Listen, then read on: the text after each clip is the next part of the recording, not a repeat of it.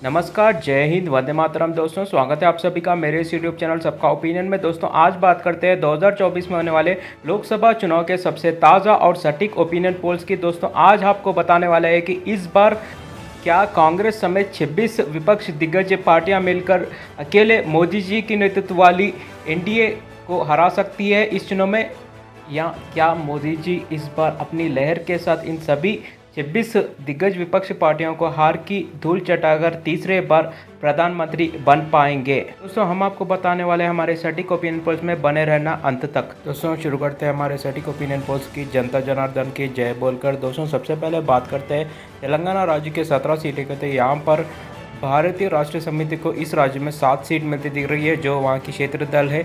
वही INDIA महागठबंधन को यहाँ पर ज़बरदस्त फायदा मिलता दिख रहा है। इस राज्य में 6 सीट जीती दिख रही है। वही भाजपा 3 सीट और MIM को 1 सीट मिलती दिख रही है। दोस्तों वही बात किया जाए गुजरात राज्य के 26 सीटों की, तो यहाँ पर मोदी जी की लहर साफ तौर पर इस चुनाव में भी देखने को मिल रहा है। यहाँ पर मोदी जी की लहर के साथ यहाँ पर भाजपा 26 की 26 पूरी सीट जीती दिख रही है इस राज्य में। दोस्तों बात किया जाए केरला राज्य के 20 सीटों की, तो यहाँ पर दोस्तों यहाँ पर कम्युनिस्ट पार्टी और कांग्रेस दोनों का मिलन यहाँ पर बेहतरीन फायदा दे बैठा है। यहाँ पर INDIA महागठबंधन को यहाँ पर पूरी 20 की 20 सीट INDIA महागठबंधन के खाते में जाती दिख रही है। दोस्तों अब बात करते हैं मध्य प्रदेश राज्य के 29 सीटें के। तो यहाँ पर भी भाजपा की बेहतरीन प्रदर्शन देखने को मिल रहा है। यहाँ पर मोदी जी का लहर साफ तौर पर नजर आ रहा है। दोस्तों यहाँ पर मोदी जी की लहर के सहारे यहाँ पर भाजपा 23 सीट जीती दिख रही है। वही INDIA महागठबंधन सिर्फ 6 सीटों पर सिमटती दिख रही है। दोस्तों अब बात करते हैं पश्चिम बंगाल के 42 सीटें की। तो यहाँ पर दोस्तों तृणमूल कांग्रेस और कम्युनिस्ट पार्टी, तीनों दिग्गज पार्टियों का गठबंधन यहाँ पर INDIA महागठबंधन को ज़बरदस्त फायदेमंद बनाता दिख रहा है। इस राज्य में पूरे 36 सीट जीती दिख रही है INDIA महागठबंधन। वही भाजपा सिर्फ 6 सीटों पर सिमटती दिख रही है। दोस्तों इसी के साथ हमारे सटीक ओपिनियन पोल्स में अभी तक 134 सीटों का नतीजा आ चुका है, जिसमें INDIA महागठबंधन 68 सीटों के साथ आगे चलता दिख रहा है। वही मोदी जी की नेतृत्व वाली एनडीए गठबंधन यहाँ पर 58 सीटों के साथ दूसरे नंबर पर चलती दिख रही है।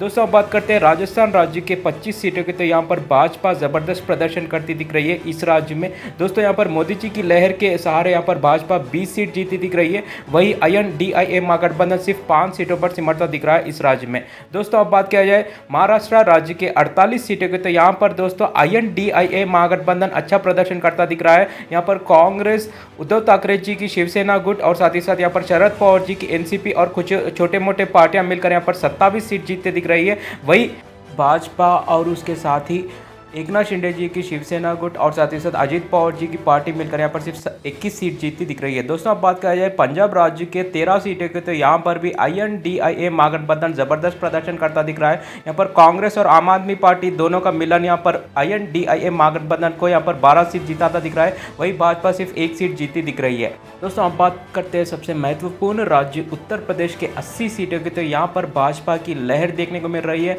दोस्तों यहाँ पर मोदी जी की लहर के सहारे यहाँ पर भाजपा और उसके मित्र दल मिलकर यहाँ पर 68 सीट जीतते दिख रहे हैं। वही बहुजन समाजवादी पार्टी का INDIA महागठबंधन से बाहर रहना यहाँ पर पूरा INDIA महागठबंधन को नुकसानदायक लगता दिख रहा है। दोस्तों यहाँ पर INDIA महागठबंधन सिर्फ 11 सीट पर सिमटती दिख रही है। वही बहुजन समाजवादी पार्टी INDIA महागठबंधन से बाहर रहकर यहाँ पर सिर्फ 1 सीट जीती दिख रही है।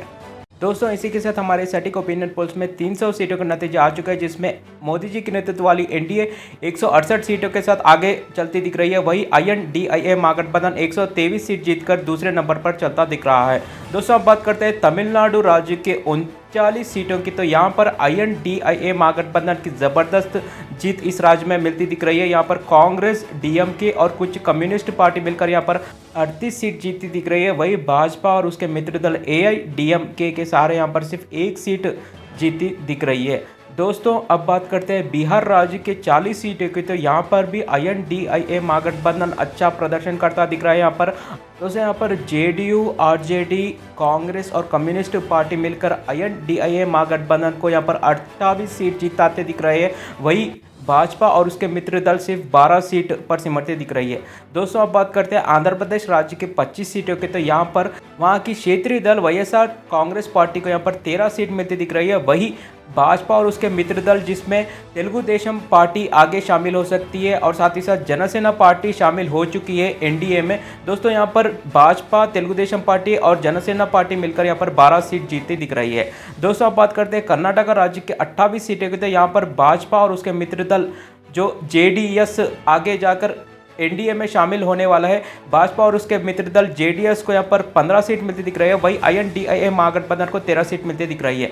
दोस्तों अब बात करते हैं असम राज्य के 14 सीटों की, तो यहाँ पर भाजपा को सिर्फ 4 सीट मिलती दिख रही है। वही आईएनडीआईए महागठबंधन जिसमें कांग्रेस और एआईयूडीएफ शामिल है, ये दो पार्टियां आईएनडीआईए महागठबंधन को 10 सीट दिलाती दिख रही है। दोस्तों अभी तक हमारे स्टडी ओपिनियन पोल्स में 446 सीटों का नतीजा आ चुका है, जिसमें कांग्रेस समेत 26 पार्टियां वाली आईएनडीआईए महागठबंधन और मोदी जी के नेतृत्व वाली एनडीए गठबंधन के बीच में बहुत ही कांटे की टक्कर नजर आ रही है। यहाँ पर एनडीए गठबंधन को 212 सीट मिलती दिख रही है। वही आईएनडीआईए महागठबंधन को भी बराबर के 212 सीट मिलती दिख रही है अभी तक के इस 446 सीटों के नतीजों में।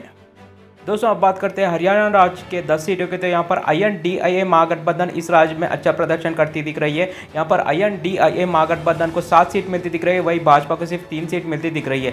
दोस्तों अब बात किया जाए छत्तीसगढ़ राज्य के 11 सीटों के, तो यहाँ पर भी आईएनडीआईए महागठबंधन को जबरदस्त फायदा मिलता दिख रहा है। यहाँ पर आईएनडीआईए महागठबंधन 8 सीट जीती दिख रही है। वही भाजपा सिर्फ इस राज्य में भी 3 सीट जीती दिख रही है। दोस्तों अब बात करते हैं उड़ीसा राज्य के 21 सीटों के, तो यहाँ पर भाजपा को इस राज्य में बेहतरीन फायदा मिलता दिख रहा है। इस बार भाजपा मोदी जी की लहर के सहारे यहाँ पर 9 सीट जीती दिख रही है। वही वहां की क्षेत्रीय दल बीजू जनता दल भी यहाँ पर 9 सीट जीती दिख रही है। वही आईएनडीआईए महागठबंधन को भी इस बार 3 सीटों का फायदा मिलता दिख रहा है इस राज्य में।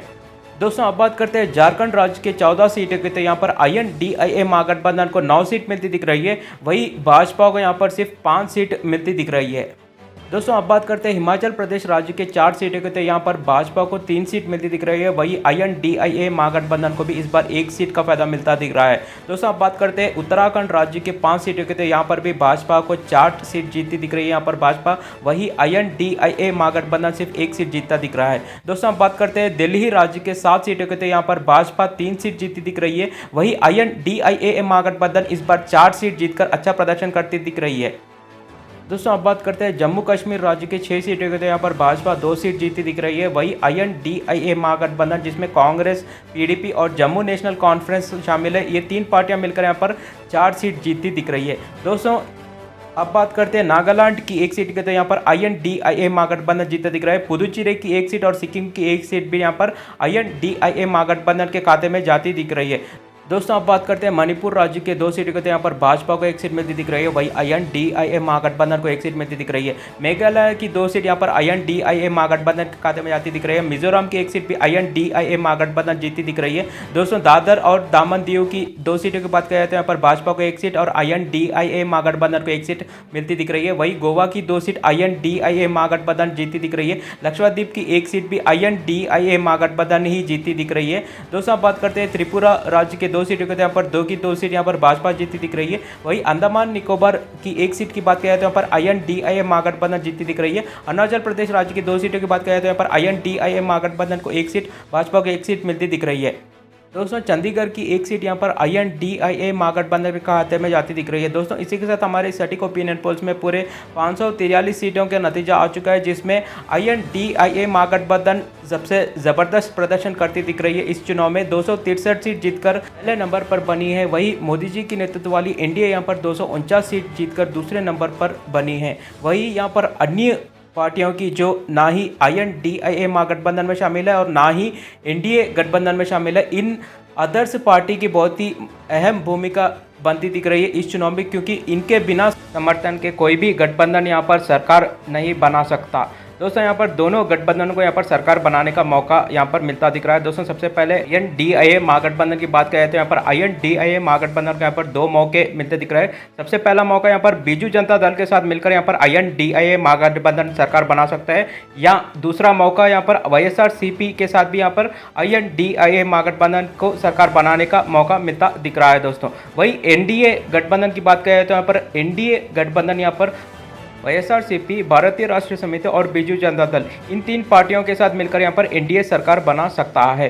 दोस्तों, हमारे इस सटीक ओपिनियन पोल्स में आपकी क्या राय है ज़रूर बताना, हमारे इस वीडियो के कमेंट बॉक्स में कमेंट करना। वीडियो अच्छा लगा तो लाइक करना और चैनल ज़रूर सब्सक्राइब करना। धन्यवाद दोस्तों।